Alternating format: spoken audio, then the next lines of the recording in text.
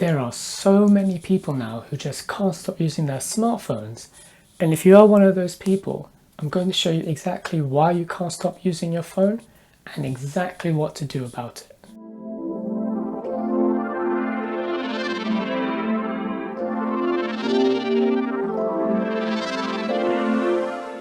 Hi, welcome back to Mental Health Power. My name is Ramsey. So mobile phones are pretty amazing, right? They are essentially pocket computers. That's one of the main incredible things about them. And of course, they are also now cameras and communication devices, something I sometimes forget because it seems that the pocket computer part and the camera part have mostly taken over the communication part. So there are many good things that have come from mobile phones, specifically smartphones. But of course, as with any tool, as with any technology, there are also some downsides that we have. So I'm pretty sure that we're familiar with most of the downsides, but I'm going to present this in a slightly different way to explain why it becomes so difficult to stop using our phones and why we end up having this compulsive urge to keep using them. So ultimately, the dark side of smartphones is that they have essentially become this.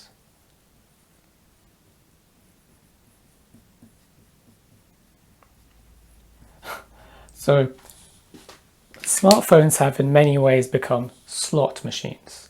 So if you think about what a slot machine does, you pull the lever and then the three main rows spin around and you have no idea what you're going to get, but you do know that there is the potential opportunity for a reward. So you put in a coin, pull the lever, you may get a reward, you may not get a reward. That is essentially what smartphones, when used in the wrong way, have become. The reason for this is if you think about things like using the internet on your phone, the apps that exist on your phone, and also social media.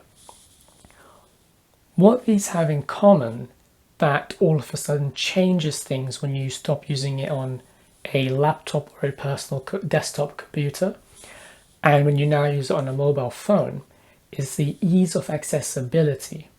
So previously when we didn't have mobile phones, or we didn't have smartphones I should say, but we still could access various services because of the fact that laptops or desktop computers were much more inaccessible, so you had to usually physically go to a location, or yes, you could take your laptop, but eventually you would have to plug it in somewhere, or because of the size of it, it just wasn't as easy to use it anywhere you wanted to.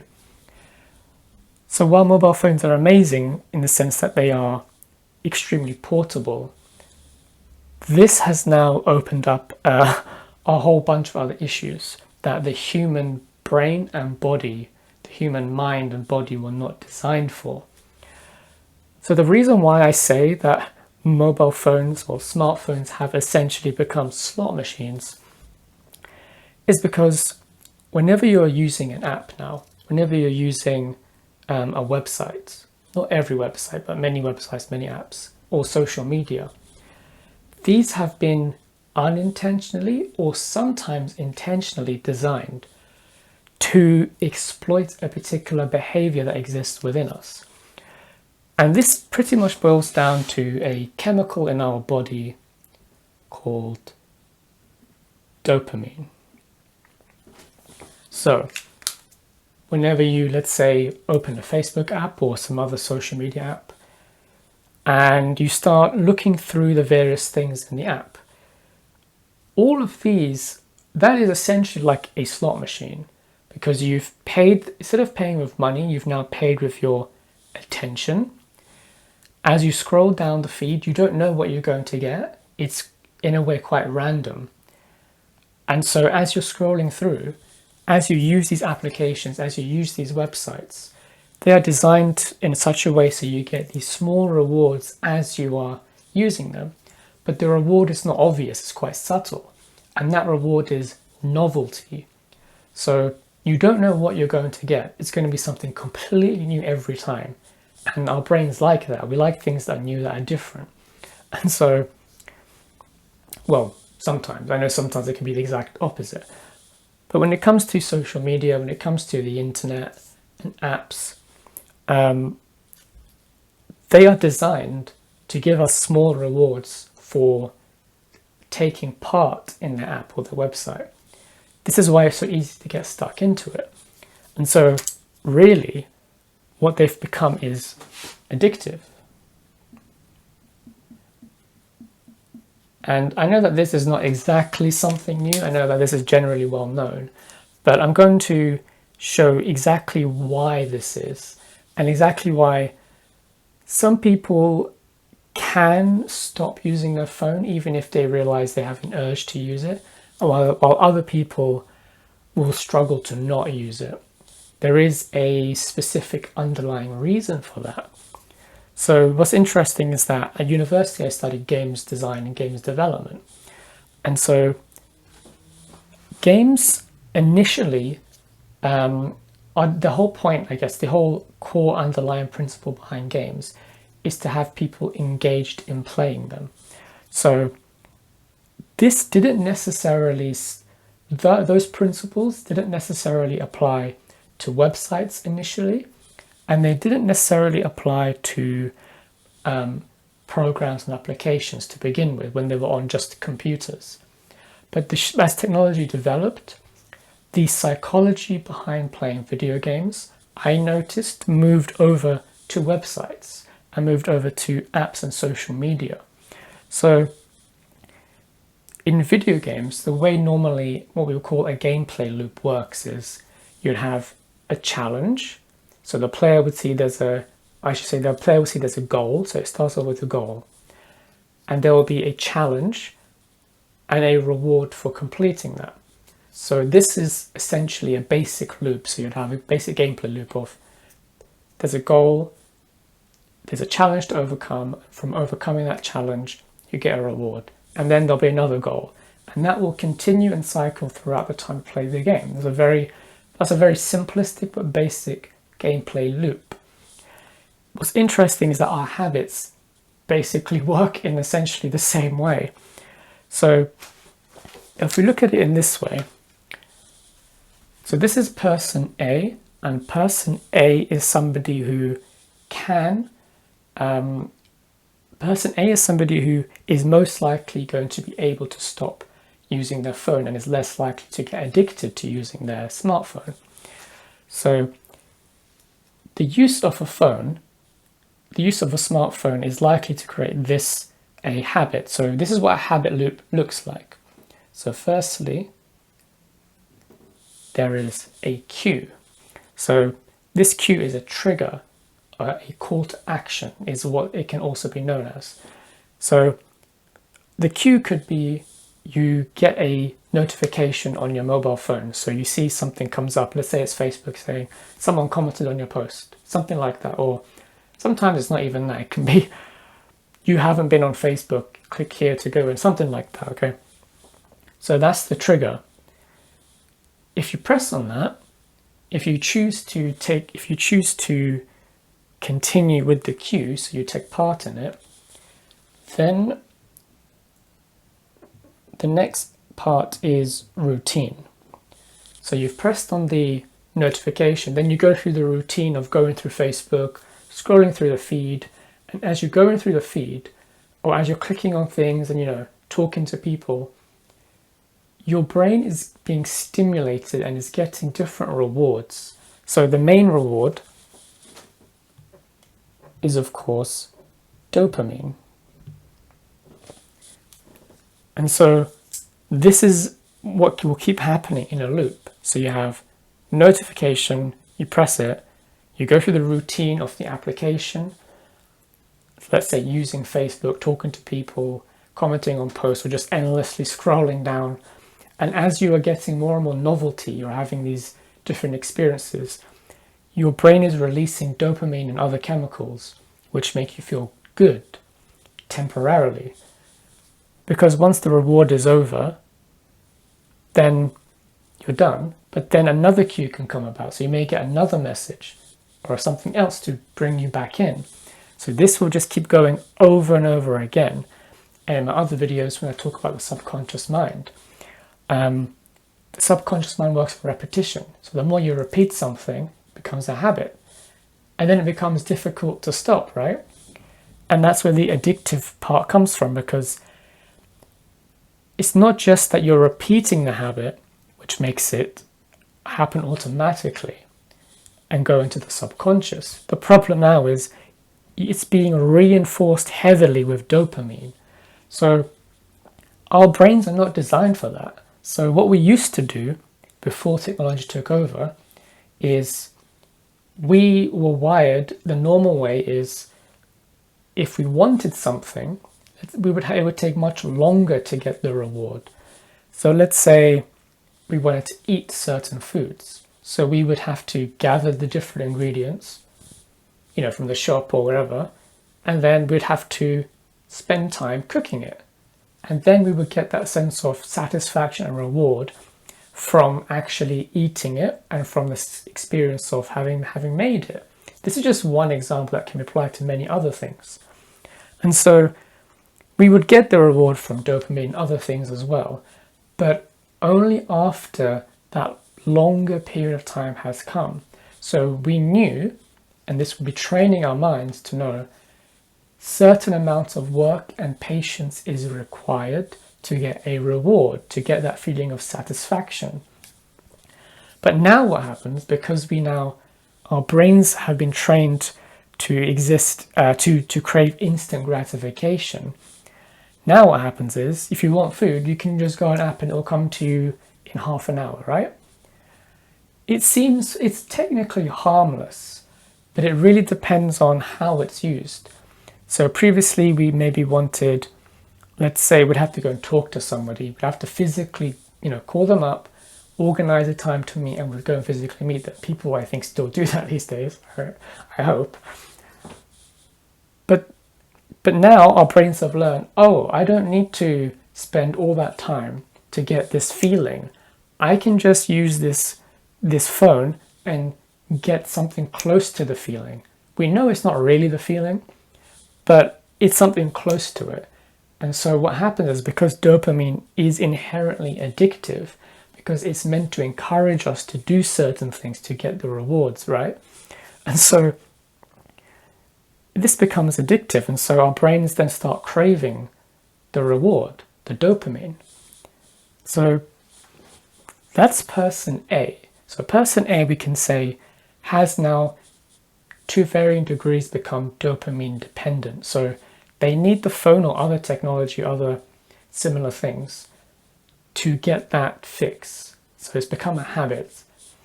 And I would suggest we're probably all a little bit like that, and it does take quite a while to get out of that.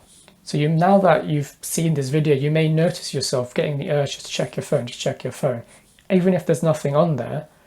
Or you may notice, this is the classic, you get a notification from something, you go into notification, you don't actually care what the notification is about, but now that you're in the phone, so now that you've taken part in the queue, now the routine continues. Okay, well, now that I'm in my phone, I may as well check this, this, and this, and before you know it, an hour is gone, and that's just been wasted, right? We've all done that. But you got the reward. Your brain has made you do that because it got a reward from it. So you felt, even for those few moments, you felt like a buzz in your brain, maybe. It might be subtle. That's the dopamine. And then this will just continue. The more we do it, the harder it becomes to let go of. So that's person A. Person B is different. And this is, I would suggest, the person who will struggle the most to stop using their phone. And I was one of these people, to be honest. But for me, it was more for video games specifically and the internet in general. So person B is a little bit different because, yes, there is a queue, but there is one additional aspect to their habit loop. Because while for person A, the queue was a phone notification, or maybe somebody like messaging them, for example, that draws them into this loop. which releases the dopamine. So for person B, things are a little bit different. There is a fourth aspect to their habit loop. So the cue for them, the trigger, is not actually necessarily the phone notification. Most likely, it's not simply just a cue.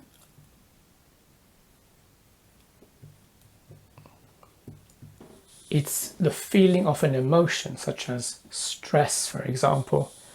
So that feeling comes, and then, so that feeling is the cue. So once they feel that way, essentially it's too much. And so then the routine is triggered and the reward comes. But this is what's different about person B. So person B isn't simply, their brain isn't simply looking for the dopamine, isn't simply looking for a way to get that feeling. The feeling, the dopamine, is being used to create relief from a feeling, so from an emotion. So it could be stress, but it could be something underlying, something that they aren't dealing with, something they don't know, something they don't understand, don't know how to resolve. So as an example, you've got person B. Let's say that they start experiencing stress from something. It's too much, it's overwhelming, they don't know what to do with it, so they use their smartphone. Because that's going to be not just a distraction. Technically, anything can be a distraction, right? But the difference is that it's giving them the reward of dopamine.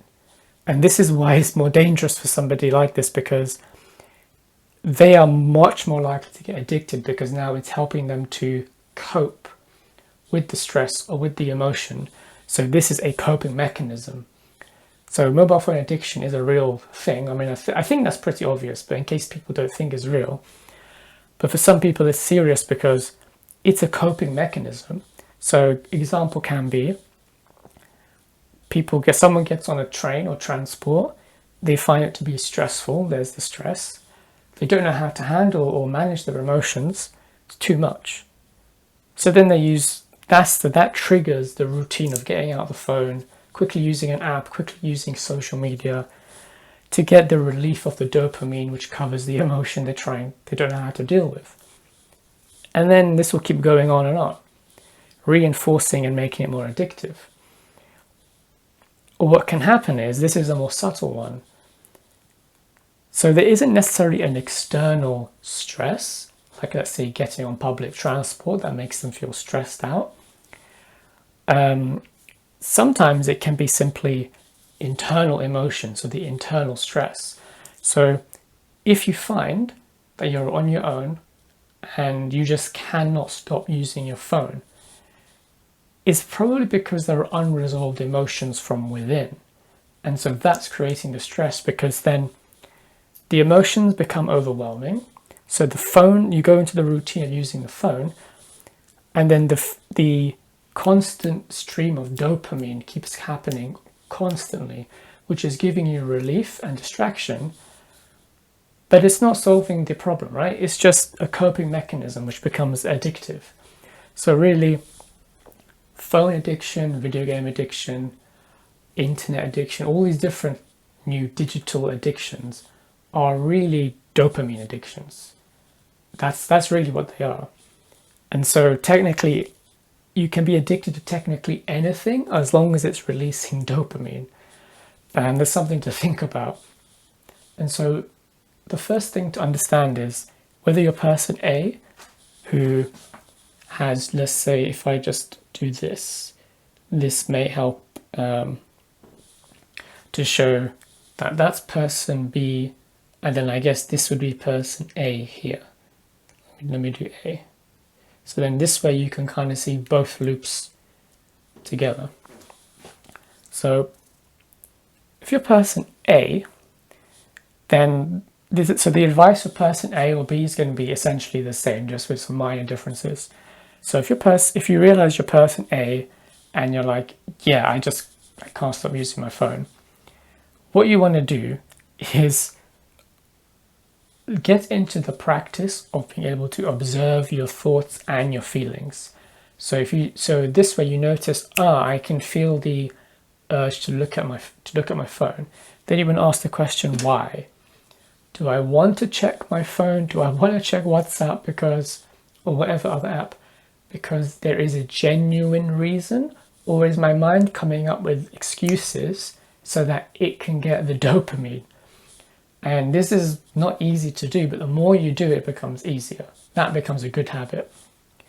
So when you're doing that, you also want to notice, was it a thought that made you want to do that? Or was it a feeling that came about first, and then you had the feeling of needing to check your phone? And that's a subtle difference. That's probably the difference between person A and person B, which is the emotion being the trigger and then the emotion being overwhelming, such as stress, for example. So why is this important? Why is it important to let go of this habit? Apart from the obvious fact that it takes up so much time and it can waste so much time in people's lives, like hours and hours a day. The truth is that these kind of habits do not isolate themselves to just one aspect of your life. Habits almost always have a tendency to leak elsewhere. So you may think, well, okay, it's just this one thing that I have a problem with and that I'm more impulsive with.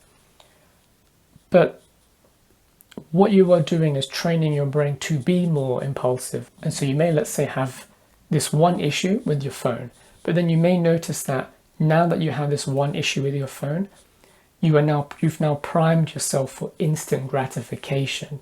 And that's one of the major problems that the younger, like my own generation, the younger generations have, but also I think older generations have started to have this too. This is just generalizing based on their own observations.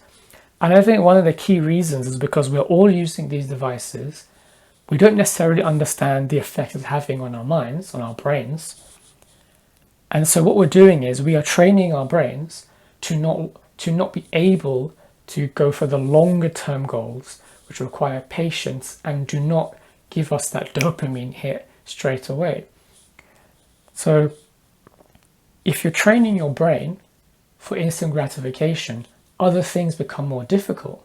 And so I've seen this happen to me. So like I had to essentially, block myself using my phone or other kinds of things, but it works because then afterwards you can go for the longer term goals. That's really something that will apply to person A and person B.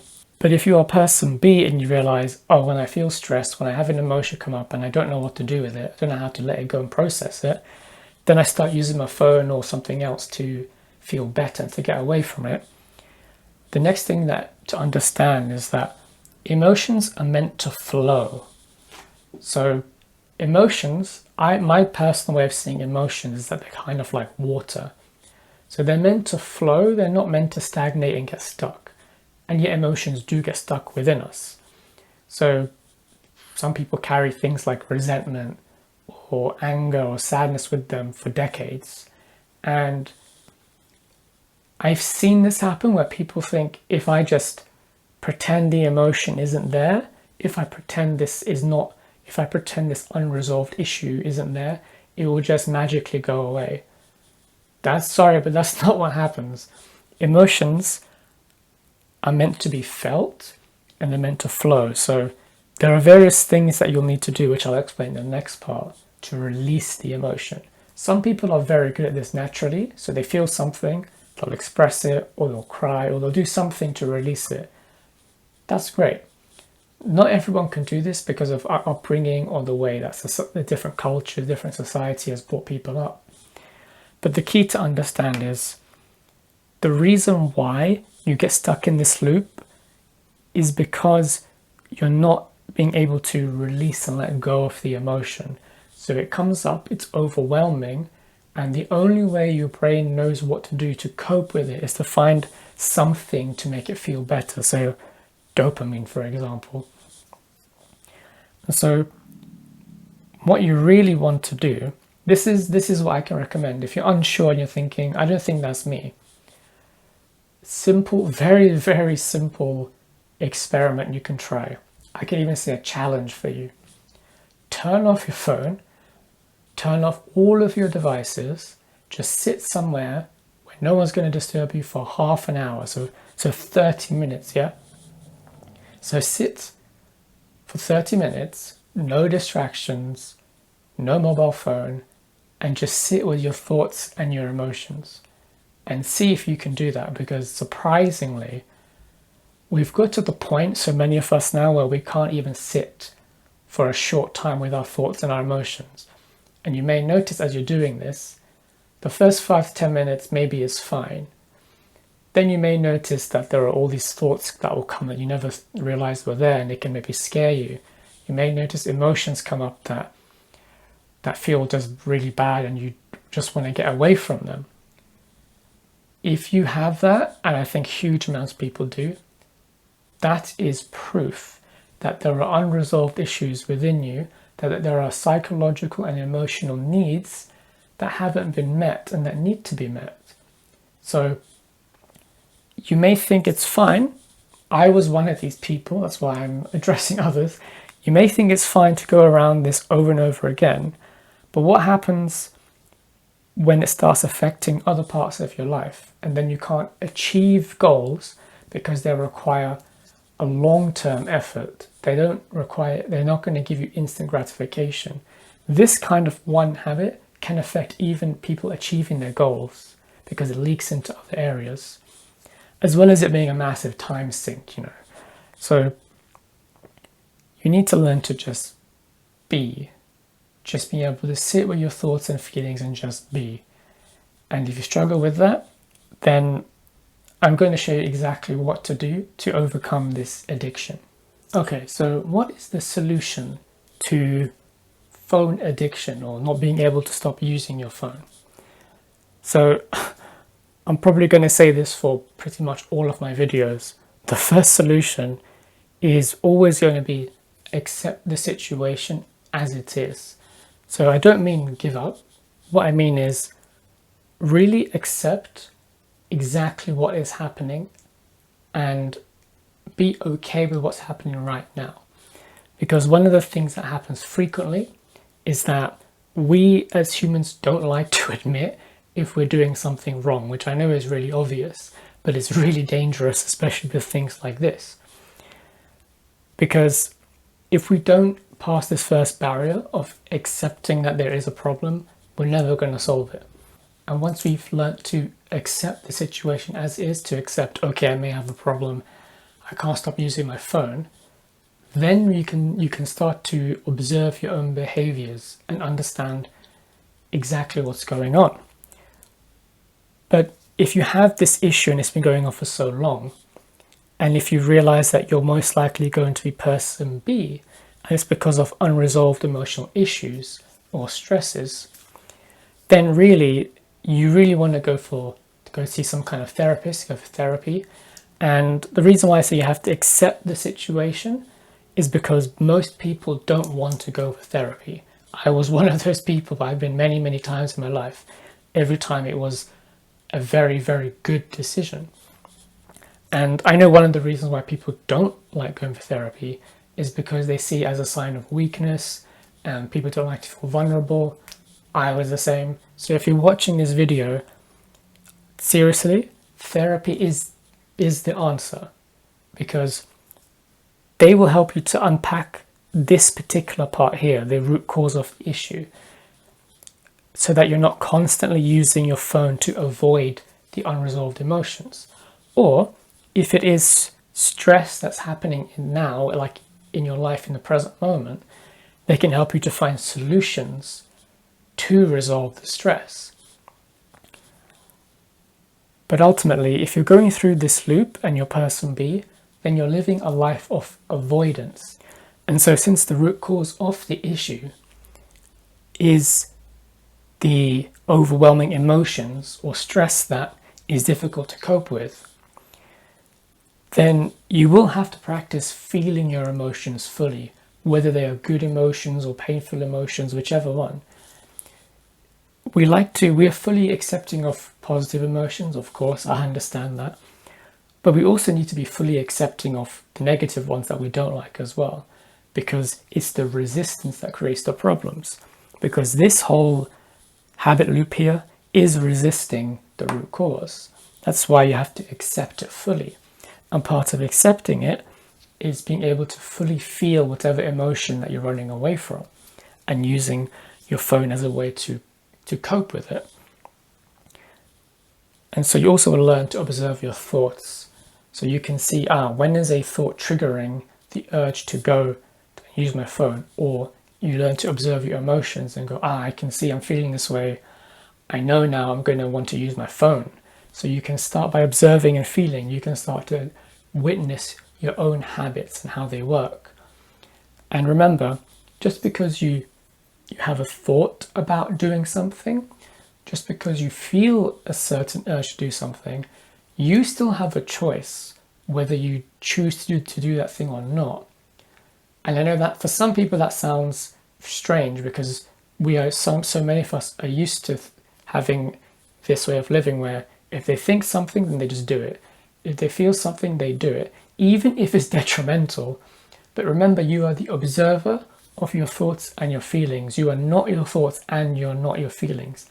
They are connected to you, yes, but you can choose how to act. You can choose to act as you feel, as you think, or you can choose to observe and make a different decision. Remember, you do have the control, but it takes practice if we're not used to it. Especially as if you've done this enough times, it does become very automatic and can be hard to break out of.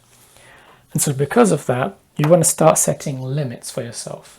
So these might be physical limits. So one of the things that I used to do, and I still do for other technology devices, is put it away in like a drawer, put it away somewhere that's not as easy to get. A quick example, if you're used to having your phone in one particular pocket, put it in your bag. So that way there is a barrier to get your phone. So you're not automatically going, oh yeah, reaching my phone, because your body has now created the automatic habit to take your phone out of your pocket. So what you want to do is change that habit up. You can also change things up by changing your environment.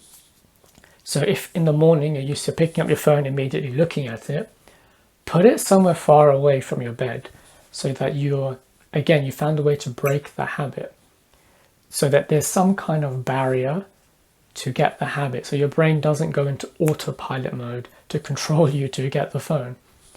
And then you also want to create the digital limits on the phone itself. So there are applications, for example, that can limit the use of your phone. This has become such a big problem that there are apps to help you to limit your phone usage. So there are so many that I think it's best that you look into them and try different ones. There are also physical devices. There's one I saw where it's a glass box and it has a timer and a lock. You put your phone in there, you set a timer, and the box will not open until the time is gone. That might be hard for some people to do, but some people have had to do that. And of course, if this is really an issue and these limitations that you put on yourself aren't working, you're going to have to create some kind of accountability. So if you're setting limits, and let's say one of the things you can do is to limit the number of times you check your phone, or let's say you say, I'm only going to check my phone at set times or every hour. You could ask somebody who's with you, let's say someone who's living with you or is at work with you, you can ask them to hold you accountable. So if they see you using your phone outside of the chosen and decided upon limits, when you have someone holding you accountable, it makes a big, big difference because of the way our minds work in terms of wanting social acceptance and not being ostracized from the tribe, so to speak. And so have someone hold you accountable. I think there are apps that can do this as well, where it will check. So if you check your phone at outside the specified time, it will tell someone that you've done that. So definitely look into these apps, because the accountability part is really, really good for that. And in the extreme case, and if you're brave enough, That's another challenge. You might consider doing a dopamine detox. So this is really if it's not just the phone that's the issue, but other technology that's got your brain addicted to dopamine.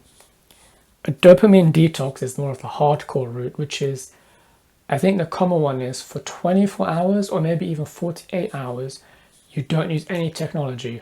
So you don't use any, well, I should say you don't use any technology that's going to give you a dopamine spike. So you don't use your smartphone, you don't use your video games console, you don't use your laptop, you don't use your tablet, even your Kindle or something, something like that. You just do very basic activities for a day, like reading, walking, talking to people.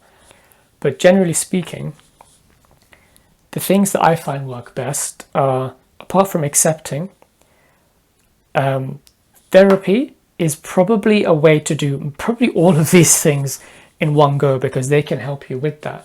It's not always easy to do these things on your own when you're stuck in here, because it can feel like there's two people in you. One's trying to get the dopamine, one's trying to go away. So by having a therapist, someone who's trained to know exactly what to do, they can not only speed up the whole process, they can help you to feel your emotions, to understand where they're coming from. What is the unresolved issue that you're trying to avoid that's creating the feelings? They can help you to create limits, and they can hold you accountable too.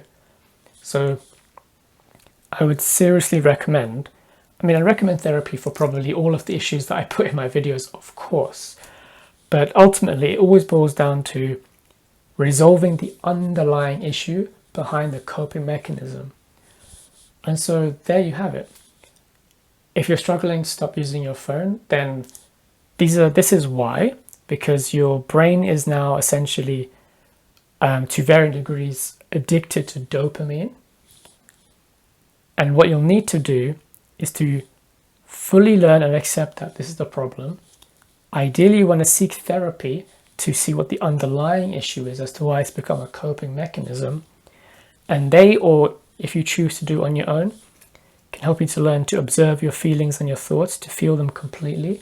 Because remember, emotions need to flow. So by feeling your emotions completely and by expressing them either through talking with somebody, so that's why therapy is so effective, you're releasing the emotions.